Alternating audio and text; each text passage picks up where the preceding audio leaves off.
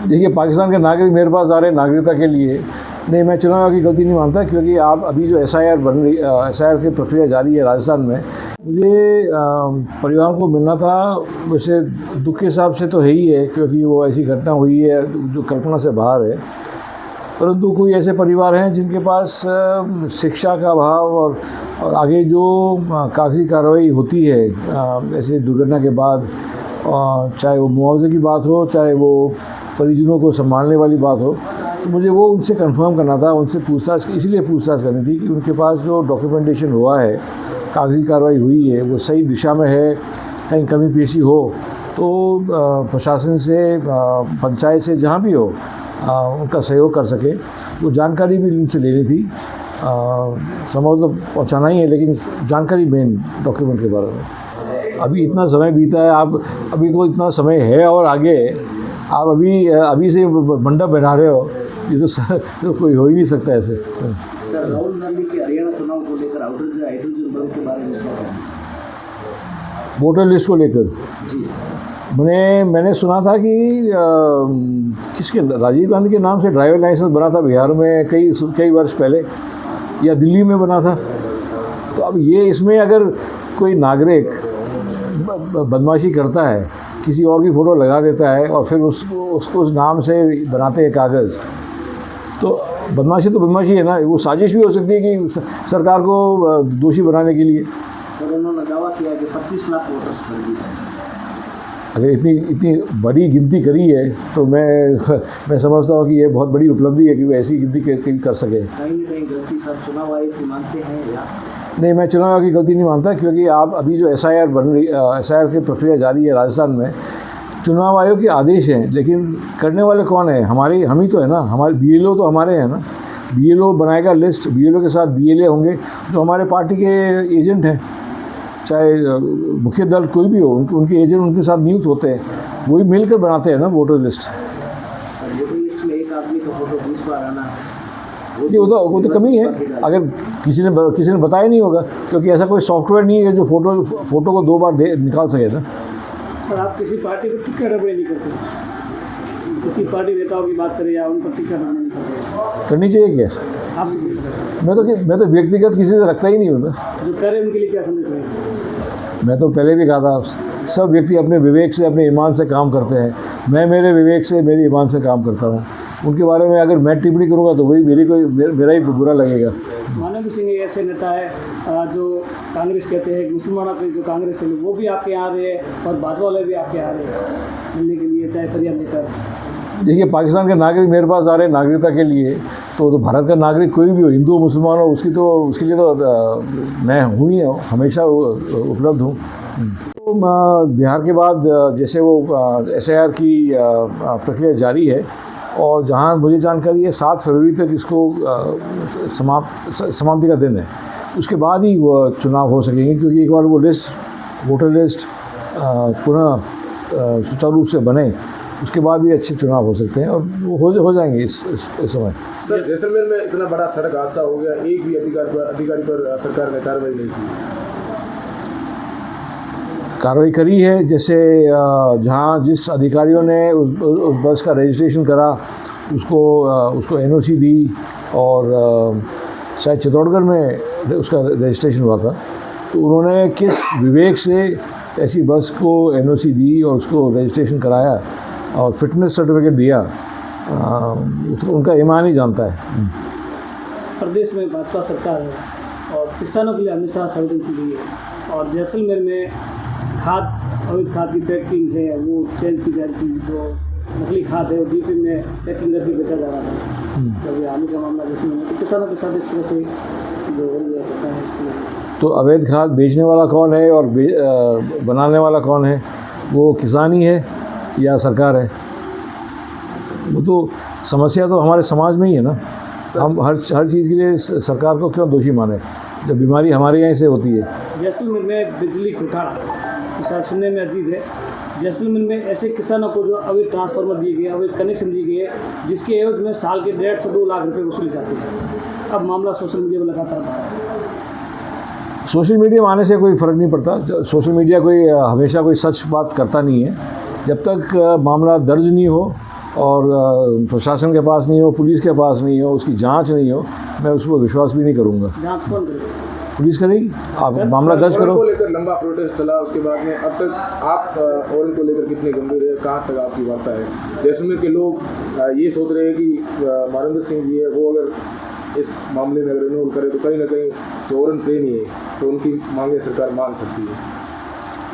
ये मेरे जो चार जो विषय हैं, डेग से लेकर प्रणोदर सब, ये मेरी पत्रावली से लगभग 2.5 साल पहले विभाग के पास गए थे और अंतिम सूची जारी होने वाली थी, परंतु जैसलमेर की राजनीति इतनी विचित्र है, उस समय उसको रोका गया था और तो उसका परिणाम जैसलमेर में मिल गया।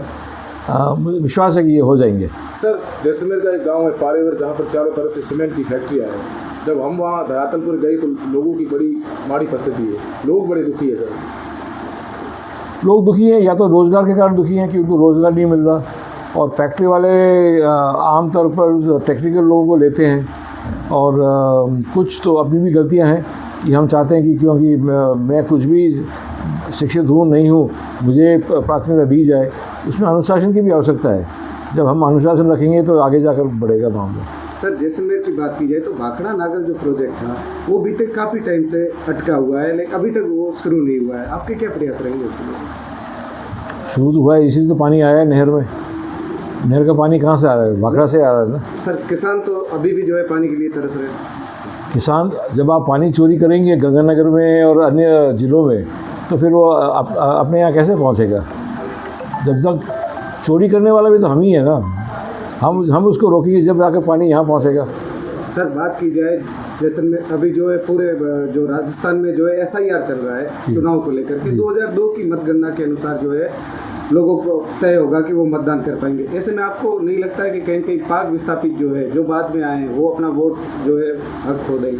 उसके लिए क्या रहेगा? 2002 की जनगणना के बाद 2011 की जनगणना हुई है ना। 2002 की वोटिंग से वो तो वोटर लिस्ट अपडेट होगी ना, उसमें तो नए वोटर लिस्ट बनेगी, उसमें तो जुड़ जाएंगे। जिसके पास नागरिकता है वो तो अनिवार्य है कि वो जुड़ेंगे।